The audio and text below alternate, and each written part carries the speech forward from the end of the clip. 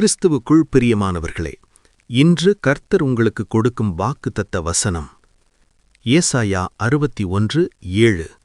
உங்கள் வெட்கத்துக்கு பதிலாக இரட்டத்தனையாய் பலன் வரும்.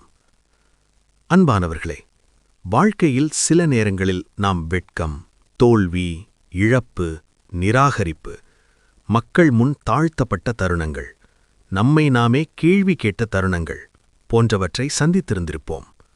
ஆனால் இந்த வசனம் என்ன சொல்கிறது தெரியுமா? உங்கள் வெட்கத்துக்கு பதிலாக இரட்டத்தனையாய் பலன் வரும். இது சாதாரண ஆறுதல் வார்த்தையல்ல, இது தேவன் கொடுத்த உறுதி. இஸ்ரவேல் ஜனங்கள் சிறையிலிருந்து அவமானம் அனுபவித்தார்கள்.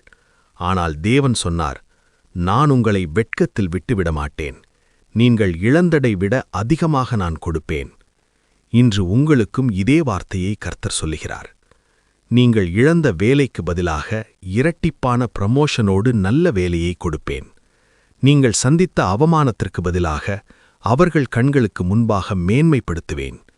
நீங்கள் அனுபவித்த கண்ணீருக்கு பதிலாக இரட்டிப்பு சந்தோஷமடையும்படி செய்வேன். உங்கள் வெட்கம் உங்கள் வாழ்க்கையின் முடிவல்ல, அது உங்கள் சாட்சியின் ஆரம்பம்.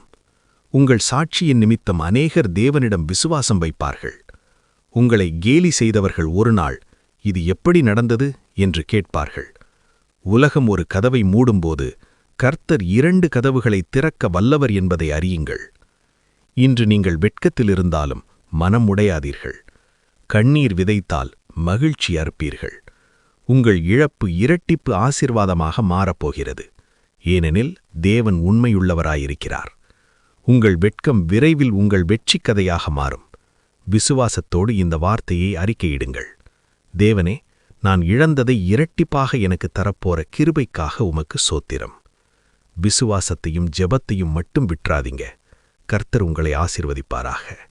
ஆமேன்.